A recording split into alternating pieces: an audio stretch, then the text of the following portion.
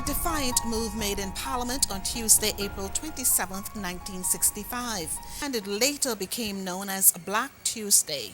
It marked a significant development in political history in the Bahamas. I'm Betty Thompson Moss. Straight ahead, we will recap the events leading up to that date, provide you with a candid look back, and assess the political developments of the country to date. Let's take you back. It was an era dominated in Bahamian politics by the United Bahamian Party and what many called the Bay Street Boys. It was on April 25, 1965, when the House, at one of its sittings, sought the approval for a boundaries draft order. This would establish the boundaries for the various constituencies of New Providence and the Family Islands.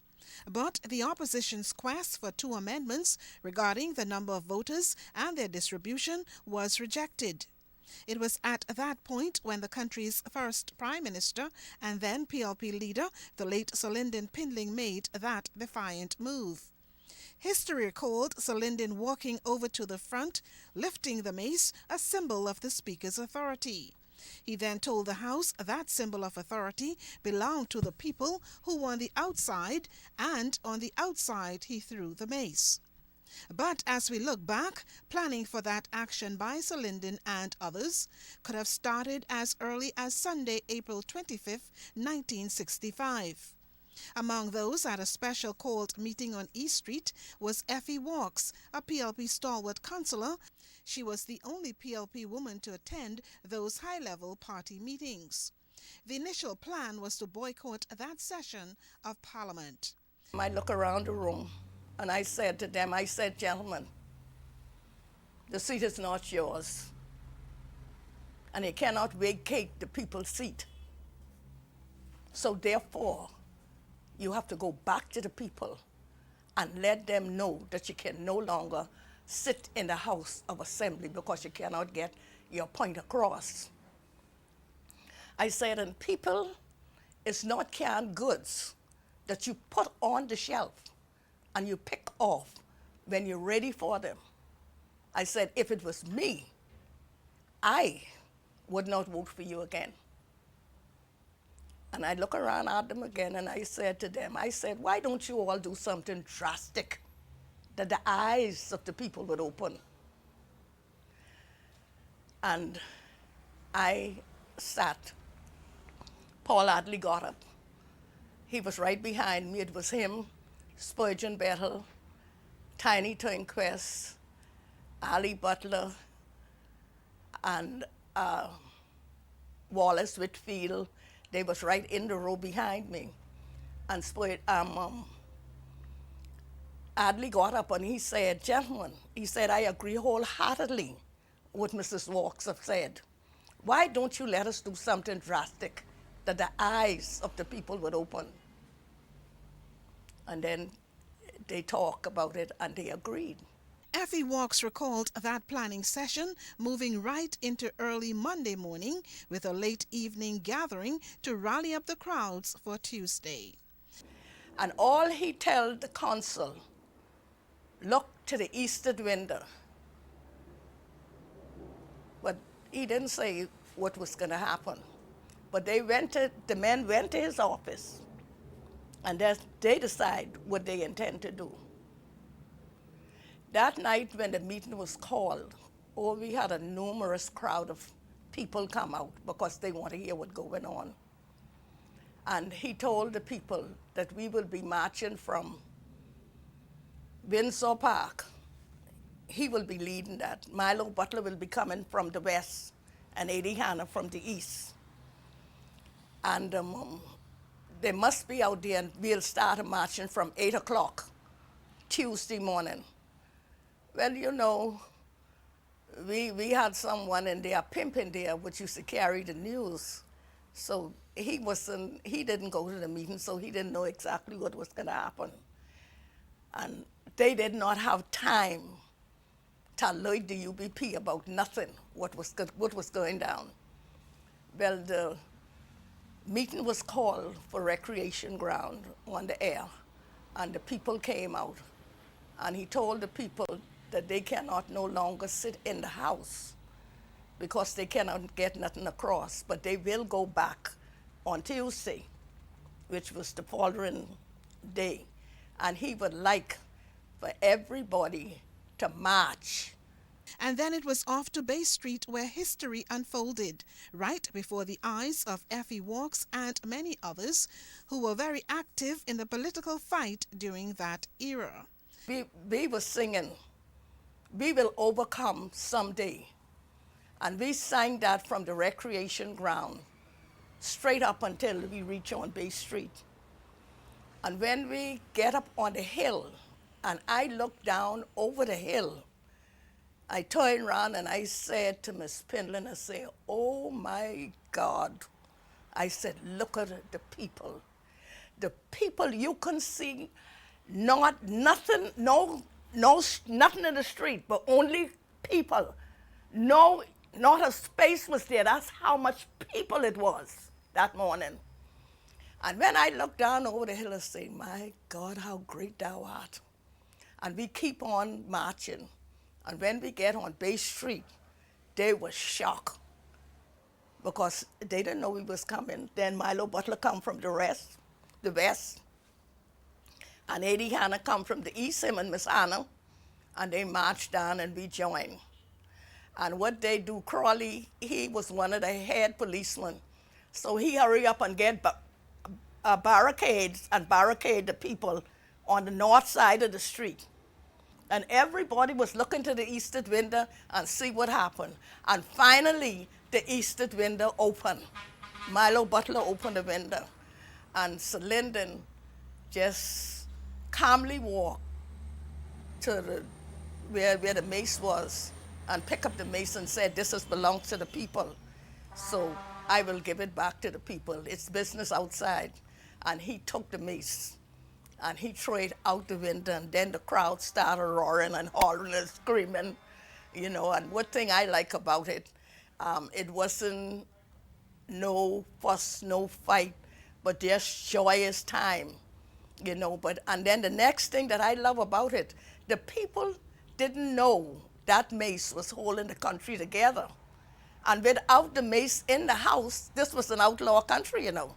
And they could do anything and the police couldn't touch them, because it was outlawed, nothing there to hold it, you know. So Sir Randall Fox, they tried to bring it to order, and Sir Randall Fox said to them, "You don't have no mace, so it's no session could be carried on." And then the house, they dissolved the house was out, and the people still was there. And Sir Lyndon had some men and women sit with him in the street. So after that, Crawley and them come and tell, the police and them came and told Sir Lyndon that they would have to get up and move, or else they would have to arrest. So Sir Lyndon told the people, he went on the car too. And he told the people, he said, "Let's go quietly. We are not looking for trouble, and we don't want no trouble, and we don't want no one to be arrested." And what he did, the crowd follow him, and we follow the piece of mace. Now, what happened to it, I don't know. And everybody marched over the recreation ground, and when we get there, all the MPs talk, and the speakers was supposed to speak.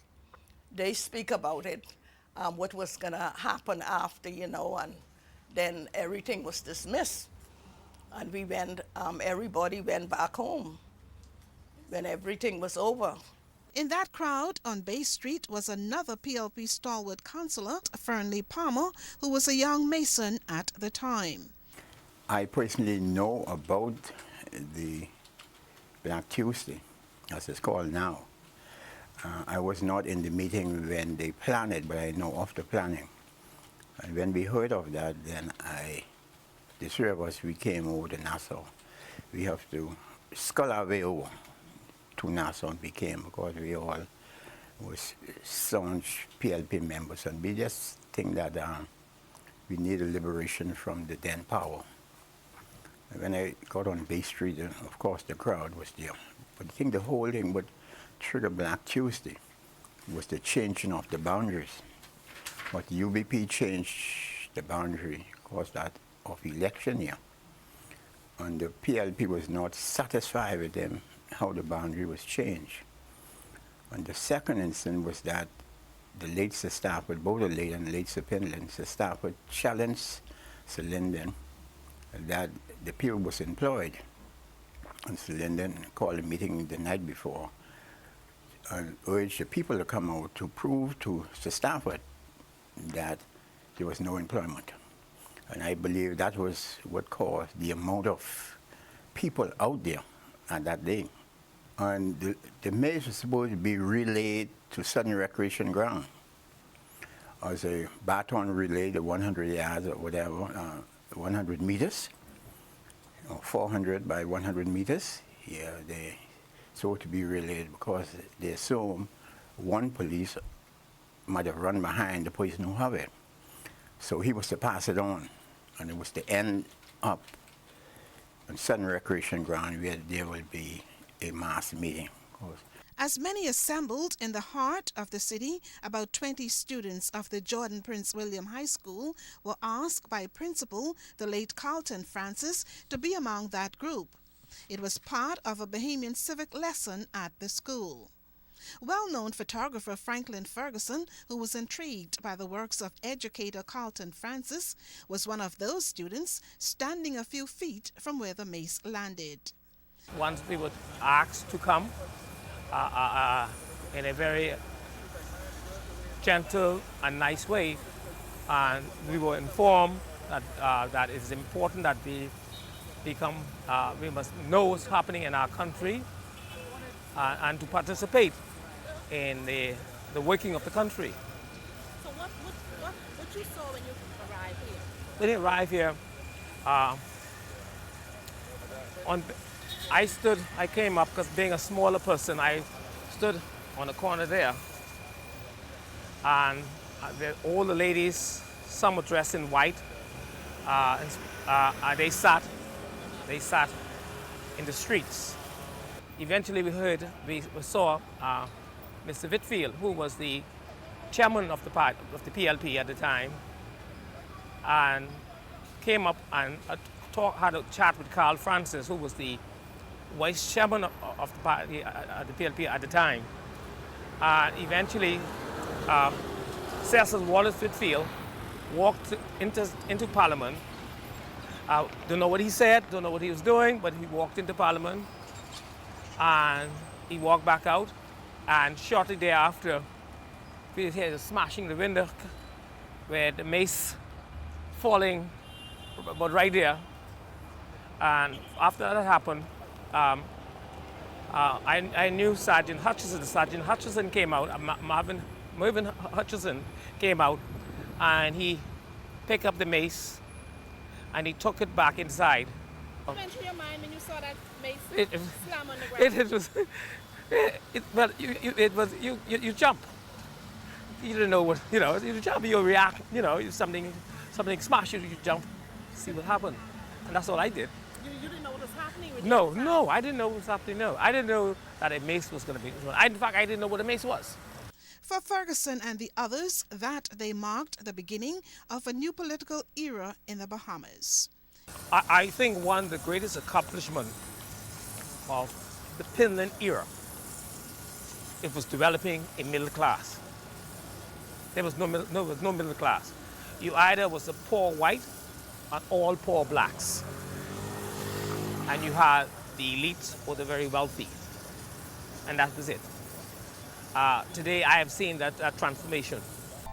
As we look to the future in a new political era in the Bahamas, Tuesday, April 27, 1965, stood out as a turning point for majority rule.